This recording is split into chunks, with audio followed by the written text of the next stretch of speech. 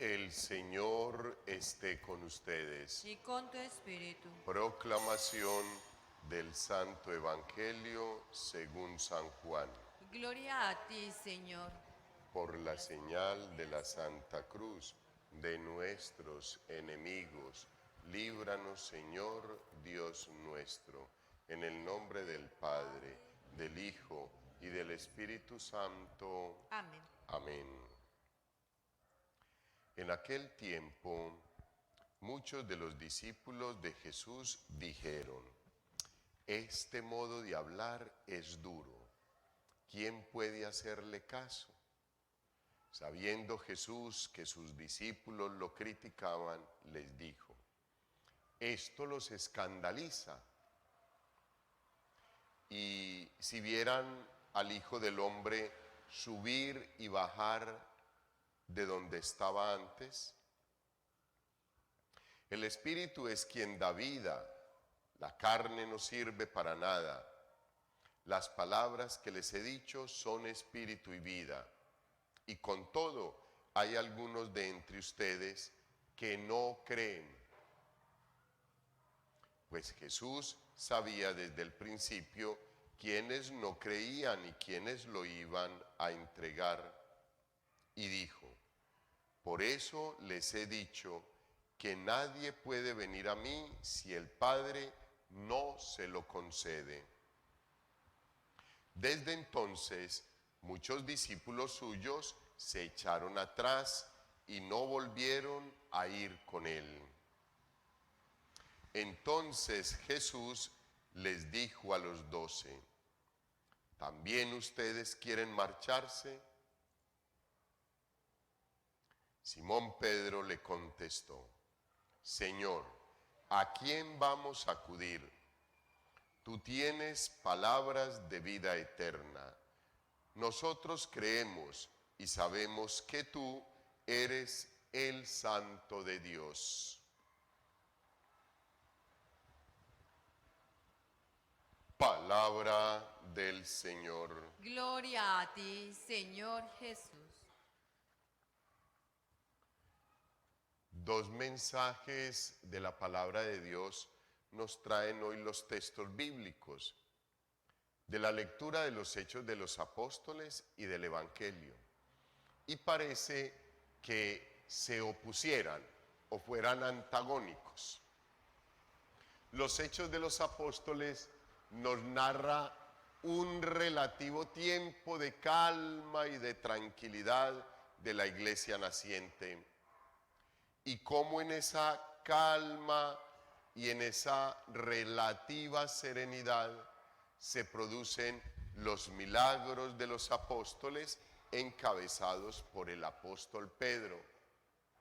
Y en el Evangelio vemos cómo se va agitando cada vez más la vida, el accionar y la pastoral del Señor Jesús. Ya no es solamente hacia afuera, ya es hacia adentro. Los mismos discípulos lo critican. Eso es lo que sucede en estos momentos en la iglesia. Pero no se preocupe, toda la vida ha sucedido.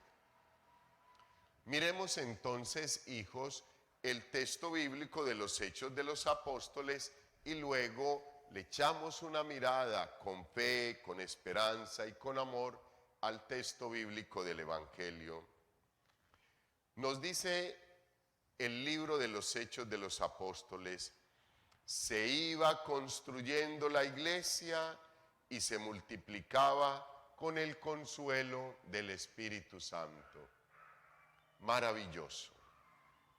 En aquellos días la iglesia gozaba de paz en toda Judea, Galilea y Samaria. Se iba construyendo y progresaba en el temor del Señor y se multiplicaba con el consuelo del Espíritu Santo. A mí eso me parece una hermosura, hijos, una hermosura. ¿Cómo se construye en estos momentos la iglesia? No sabemos, no sabemos. Los que estamos y pertenecemos a ella, creemos, firmemente en que la construimos día a día, paso a paso, día a día, porque el Espíritu Santo del Señor nos alienta, nos acompaña, nos da la fuerza. Y es lo que dice el texto bíblico. Pero hijos, hacia afuera es una cosa tenaz. La iglesia tiene cualquier cantidad de amenazas. Si nosotros hiciéramos un análisis de la matriz DOFA de la iglesia, nosotros nos daríamos cuenta la cantidad de debilidades que tenemos, enormes, enormes. Veríamos la cantidad de amenazas que tiene la iglesia externas, hijos, impresionantes, todas, todas. Tanto que lo que se piensa es que vamos en un proceso de decadencia y que a la postre va a desaparecer la iglesia. Esa es la realidad. Pero hay una realidad que permanece con lo uno y con lo otro. Y es la realidad de que el Señor Jesucristo, cuando eligió a San Pedro, cuando eligió al apóstol Pedro como cabeza de la iglesia, le dio toda la potestad en la tierra y en el cielo. Y le dijo que las fuerzas del mal no van a prevalecer contra la iglesia. Y eso, hijos, a mí me da una tranquilidad. Entonces yo digo, que se caiga todo lo que esté flojo. Yo voy a hacer todo lo que esté a mi alcance para fortalecer a los fieles, fortalecer la comunidad donde Dios, por medio del señor arzobispo, me ponga. Allá voy a ir a alentar a la comunidad, a decirles que 7 veces caído, 8 veces levantados, a decirles que Cristo está vivo, que el pan vivo bajado del cielo está en medio de nosotros, que se nos da todos los días en su cuerpo y su sangre, y que antes nos regala el pan de la palabra. Eso voy a hacer. Yo voy a hacer el 100% de lo que esté en mis manos para explicar el Evangelio, para propagar la buena nueva del Señor, para alentarles en su diario vivir, para que no nos desanimemos en el momento de falta de esperanza que nos ofrece el entorno que tiene la iglesia y las amenazas que tiene la iglesia. Yo voy a hacer todo lo que a mí como sacerdote me corresponde hacer. Acompañarlos, animarlos, no desfallecer y seguir adelante. Y estoy plenamente convencido que el milagro lo hará el Señor. A ustedes también, queridos fieles, les corresponde hacer lo mismo. A mí el Señor me encomienda una pastoral, una jurisdicción parroquial. Y yo tengo que velar por esa jurisdicción parroquial, para que, como en los Hechos de los Apóstoles, se pueda un día ver las obras de Dios por medio de la iglesia, y que pueda llegar un tiempo de paz y serenidad para la iglesia. Pero a ti te corresponde la pastoral que el Señor te ha encomendado en tu hogar, en tu familia, en tu trabajo, en tu estudio, en tu formación, en el grupo o la comunidad a la que perteneces, en el grupo de servidores. Todos tenemos que hacer el 100%, del cual el Señor nos va a pedir cuentas. Y que estoy plenamente convencido que si le pedimos al Señor un milagro, Él lo va a hacer. Pero cuando tú y yo hayamos hecho el 100% que nos corresponde. De lo contrario, no. porque el Señor que a ti y a mí nos ha puesto en una pastoral específica, a ti en tu hogar, en tu trabajo, en tus actividades, a mí en la parroquia y en las encomiendas pastorales que me haya hecho el obispo. Tenemos que hacerlo y darlo todo. Él nos ha regalado toda la gracia, el amor, la bendición, el conocimiento, la ciencia, la sabiduría, la inteligencia, los 5 sentidos, los amigos, la familia, todo para que, todos son talentos, para que todos los aprovechemos, multipliquemos esos talentos, no los enterremos y los pongamos a funcionar. No podemos pensar que yo no voy a ser capaz con esta pastoral, porque no es con mis fuerzas. Si el Señor me llamó, yo no pensaba ser sacerdote, no lo pensaba.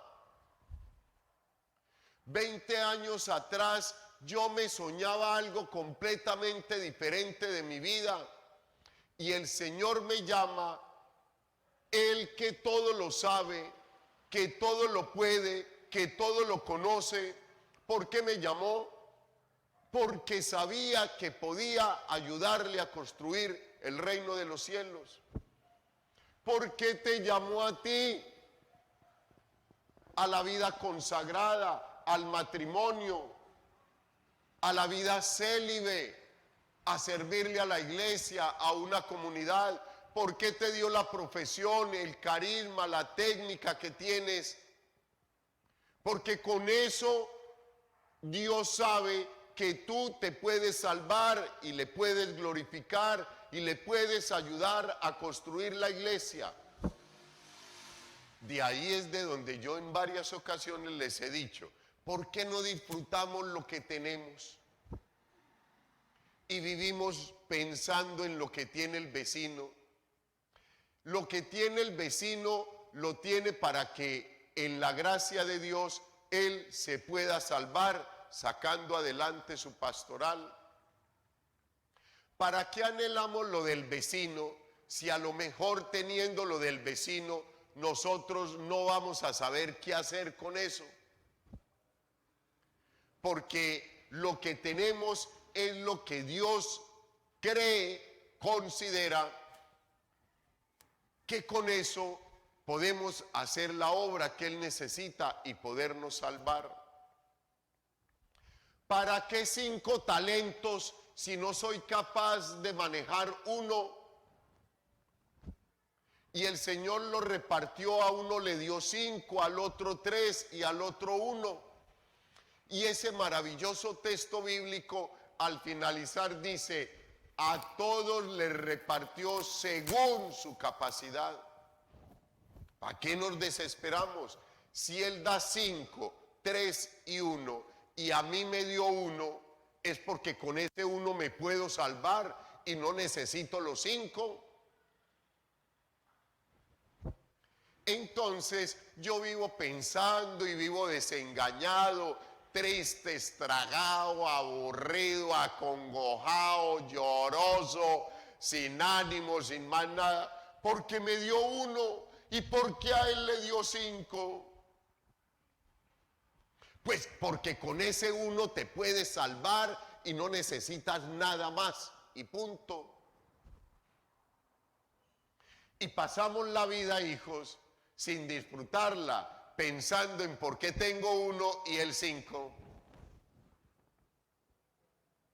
Ahí es donde nosotros, hijos, tenemos que reflexionar el texto bíblico, dejarnos interpelar por el Señor, vivir felices, vivir tranquilos. Si el Señor mañana o pasado mañana te necesita para que subas un puesto más, Él te lo va a decir. Si el Señor te necesita mañana o pasado mañana para que guíes una comunidad, para que guíes un grupo, un grupo de servidores, un grupo eclesial, un grupo religioso, Él te propiciará los medios para que te formes de forma que puedas sacar adelante esa labor que Él te ha encomendado. No tenemos que estar desesperados por nada más. Por eso es que no vivimos en paz, por eso es que no tenemos paz, por eso es que no tenemos tranquilidad, serenidad, por eso es que agitamos a la iglesia, ese cura, esa señora, ese señor, por eso es que yo no voy allá, por eso estás siguiendo personas y no a Cristo. Si yo valoro mucho más lo que hay en la iglesia y la forma en que el Señor va bendiciendo la iglesia, que trabaja con lo más mínimo, que el Señor sabe trabajar con lo más mínimo que nosotros tenemos y que siempre le han gustado los mínimos, escoger unos pescadores en vez de escoger a Gamaliel, que tenía todo el conocimiento, que expandía el conocimiento en toda la región. ¿Por qué no lo escogió a él? Porque el Señor sabe que siendo pescadores, con eso pueden sacar adelante la obra. Y porque siendo pescadores y con el conocimiento de pescadores, tranquilamente se pueden salvar. Y que Gamaliel, con todo el conocimiento y toda la pedagogía que tenía para enseñar la ley, la palabra y las normas sociales, con eso también se podía salvar. Porque el Señor necesita a Gamaliel allá y necesita unos pescadores acá y necesita un educador allá y necesita un obrero acá. Porque el Señor juega un ajedrez y a cada uno nos pone en el cuadro que nosotros necesitamos y que Él considera, cree en su infinita, inmensa sabiduría, que ahí le podemos dar el mejor fruto. ¿Por qué vivimos apesadumbrados en la vida? Qué aburrición, qué tristeza mi vida. Mire mi hermana cómo es de inteligente, mire mi hermano cómo vive de bueno. Y yo nunca miro todas las bendiciones que Dios me ha regalado. Y no alcanzo a ver toda la gracia, el amor y la bendición que el Señor derrama en la iglesia. Es que eso fue lo que vio el apóstol Pedro. Y en este maravilloso momento, ¿quién le dijo a Pedro que podía sanar enfermos? ¿Quién le dijo a Pedro que podía resucitar muertos? ¿Quién se lo dijo? No, nadie. El apóstol solito sintió que toda la gracia de Dios que tenía en su ser era para compartirla y entregársela a los demás, y simplemente se encuentra un hermano que necesita algo y le da lo que tiene. Te damos lo que tenemos en nombre de Jesucristo, levántate y anda. Y se levantó el paralítico de la puerta de la Hermosa en el templo el domingo por la tarde a las 3 de la tarde. Y nosotros creemos que no tenemos nada porque no tenemos lo que tiene el otro. Que nosotros no valemos porque no tenemos lo que tiene el otro. Tenemos lo que necesitamos, hijos. Multiplica los talentos que te han dado. No entierres ese talento que te dieron. Póngalo a trabajar. Reparta talentos para todos los lados. Que se multipliquen y que la gracia de Dios llegue a todos. Y esa gracia nos regale la paz. En aquellos días la iglesia gozaba de paz en toda Judea, Galilea y Samaria. Se iba construyendo y progresaba en el temor del Señor. Segunda parte. Vive la vida con un santo temor al Señor. Si tú piensas todos los días, hijos, si pensamos todos los días que un día vamos a estar al frente del Señor y que le vamos a poder mirar a los ojos, cara a cara, no viviríamos cometiendo las faltas que cometemos. Porque como mínimo pensaríamos qué vergüenza, qué vergüenza. Y pensamos que eso solamente se va a ver ese día. Y eso ya lo ve y ya lo sabe el Señor. Le dolía muchísimo al Señor y se lo criticaba a los ancianos. Me duele profundamente el pecado oculto que ustedes tienen. No. Esto no lo sé sino yo y esa otra persona y nadie más. Nadie más. Esto no lo sabe sino única y exclusivamente, no lo sé sino yo y nadie más. No, Dios también lo sabe y lo conoce perfectamente y te va a pedir cuentas por el pecado oculto y por el pecado público, por el pecado que confesaste y por el pecado que no confesaste. Entonces, hijos, no tenemos un Dios castigador, pero sí un Dios supremamente justo. A esa justicia divina es la que le debemos de tener un santo temor, no ofenderle, no probarle, no llevarle al punto de que tome determinaciones. Ya nos lo enseñaban Samuel, los profetas, los reyes, David, Salomón. Y por eso, hijos, el rey David, cuando el Señor le dice, tienes que pagar el precio del pecado que has cometido, escoge 3 de estas opciones. Y el rey David escoge la opción donde es el Señor quien lo castiga, porque conoce de su bondad y de su misericordia, mientras que él sabe lo que hay en el corazón del ser humano, y ponerse en las manos de otro ser humano sería morir despedazado. Entonces el rey, prefiero ponerme en la justicia divina. Tenemos un Dios justo, no va a justiciarnos como lo haría un ser humano, lo hace con bondad, con misericordia, pero no abusemos de eso y desde ya comencemos a trabajar para que en ese momento, en ese encuentro, las cosas sean diferentes, diferentes para nosotros, para el Señor, que sea la glorificación para Él. Y en el texto bíblico del Evangelio, queridos hermanos, vemos todo el contraste. En los Hechos de los Apóstoles la iglesia vive y está en paz, vive un momento de relativa calma. Y acá, en el texto bíblico del Evangelio, es la misma iglesia, los discípulos, que comienzan a agitarse. Ayer el Señor terminaba la homilía del pan de vida.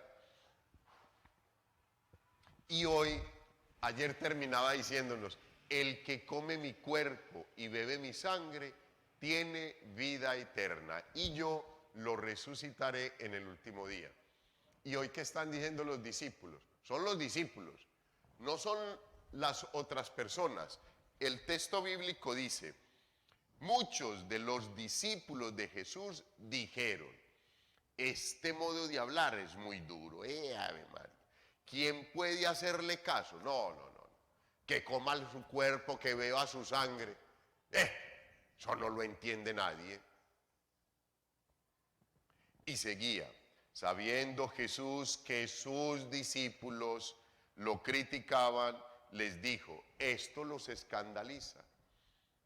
Hijos, y ahí viene algo supremamente hermoso, que es la esencia o parte de la esencia de la iglesia. La iglesia no detiene a nadie, a nadie. Por eso no lo volví a hacer por sugerencia de mi grupo de servidores. Pero cuando lo hice con contundencia. Y aquí en su momento, yo las primeras homilías mías, le decía a la gente, ¿quién está acá obligado? Levanten la mano. ¿Quién está aquí por darle gusto a la mamá, al papá, al esposo o a la esposa? ¿Quién no vino porque quiere estar acá? ¿Quién se siente obligado? Si hay alguien que se siente obligado, váyase. Mi grupo de servidores en su momento me dijo, ay padre, eso es muy duro, eso, padre, no lo vuelvo a hacer, no lo vuelvo a hacer, no lo vuelvo a hacer, porque para eso está el grupo de servidores, el consejo parroquial, el consejo de asuntos económicos, para que no lo dejen tomar a uno malas determinaciones e irse a un hueco. Pero hijos, cuando yo hice eso, lo hice soportado en estos textos, en la palabra y en el amor de Dios en su palabra. El Señor que les pregunta en estos momentos a los discípulos, óigame, ¿por qué están escandalizados? A ver, díganme, ¿por qué están escandalizados? ¿Cuál es la bobada de ustedes? Es que esa forma en que vos hablas es muy rara, Señor. No hay problema. ¿Usted se quiere ir? Váyase. Yo no lo estoy obligando a que esté acá. No lo estoy obligando. Pero si va a estar acá, defienda esto. Es lo que hoy nos quiere decir el Señor. Tenemos una cantidad de gente que es y se dice católico, apostólico y romano. Y no tiene nada ni de católico, ni de apostólico, ni de romano. Y están dentro de la iglesia, dándole duro a la iglesia, dándole duro a esos curas, a esas predicaciones, ese evangelio tiene que cambiar. Ahora nos tienen que hablar de la ideología de género y nos tienen que hablar de la eutanasia para que la aprobemos y el aborto para que sea para todo el mundo. ¿Por qué? ¿Por qué? La iglesia predica la palabra del Señor. La iglesia predica el amor del Señor. Yo no veo en ninguna parte que el Señor, es que se está muriendo mi hija, déjela que se muera, pare bola a eso, tenga otro, aplíquele la eutanasia. ¿Cuándo? La sanó, la liberó, la resucitó, les devolvía la vida. Hoy en ese maravilloso texto bíblico lo sigue haciendo por medio del apóstol Pedro. No ama la muerte, ama la vida. Y eso ahora no lo puede predicar la iglesia. No lo puede predicar la iglesia porque va contra las minorías. ¿Cuáles minorías? Predicamos la verdad de Cristo Jesús, el amor del Señor por la vida, por todos los seres humanos, niños, jóvenes, adultos mayores y ancianos y enfermos terminales y niños en el vientre de la madre. Eso es lo que defiende el Señor y eso es lo que tenemos que defender nosotros como cristianos, católicos, convencidos y practicantes de nuestra fe. Pues queridos hermanos, eso es lo que incomoda al Señor.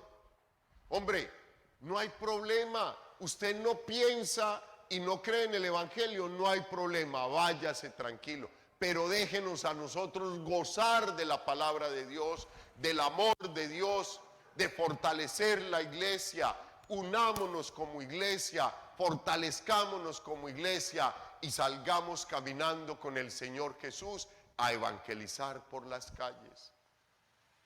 Sin hablar, con el testimonio de vida, ayudando al hermano que está en la calle, dándole la mano a la señora para que pase la cuadra, la calle, recogiendo el billete que se le cae a una personita diciéndole, vea, esto es suyo, esto se le cayó.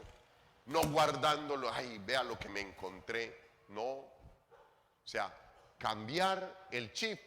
Vivir diferente, vivir como el Señor Jesucristo vivió, perdonando, amando, siendo justos, tratando cada día de ayudar a los hermanos, de que nos agrupemos, nos fortalezcamos, caminemos juntos, nos amemos, nos sobrellevemos, dice el texto bíblico. sobrellevaos, o sea, con paciencia, acompáñense. Eso es lo que tenemos que hacer. Bueno, hijos, yo creo que ya me emocioné lo suficiente. Dije todo lo que tenía que decir por la gracia de Dios.